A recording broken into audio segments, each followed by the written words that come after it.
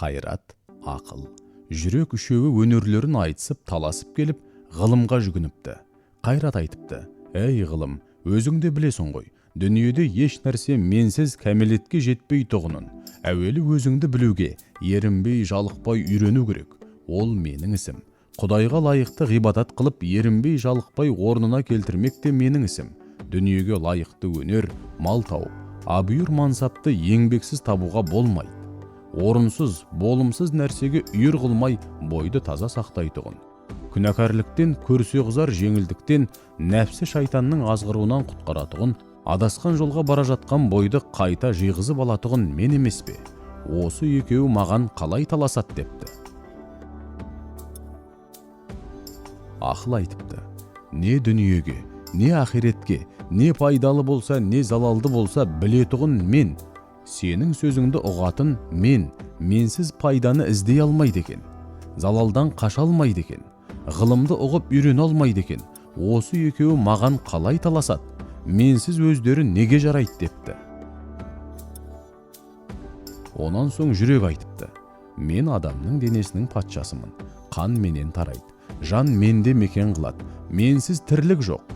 Жұмсақ төсекте, жылы үйде тамағы тоқ жатқан кісіге төсексіз кедейдің, тоңып жүрген киімсіздің, тамақсыз аштың күй жайы қандай болып жатыр екен деп ойлатып, жанын аштып, ұйқысын ашылтып, төсегінде дөңбекшітетұғын мен.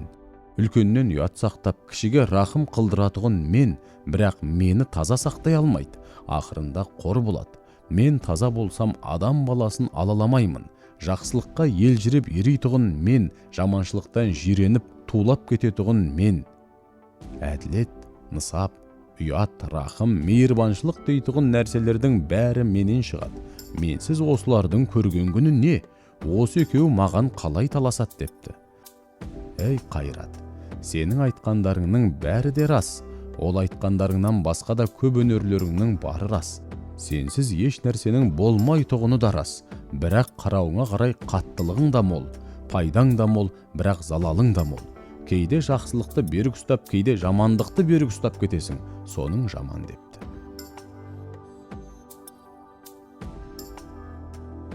Әй ақыл, сенің айтқандарыңның бәрі де рас. Сенсіз еш нәрсе табылмайтұғыны да рас. Жаратқан тәңіріне де сен танытасың. Жаралған екі дүниенің жайында сен білесің. Бірақ сонымен тұрмайсың.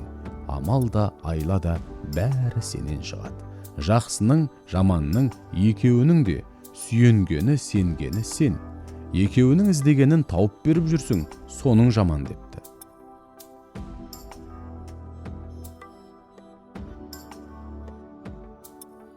Сен үшеуіңнің басыңды қоспақ менің ісім депті.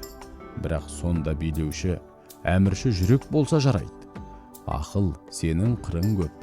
Жүрек сенің ол көп қырыңа жүрмейді. Жақсылық айтқаныңа жаны діні құмар болады. Көнбек түгіл қуанат.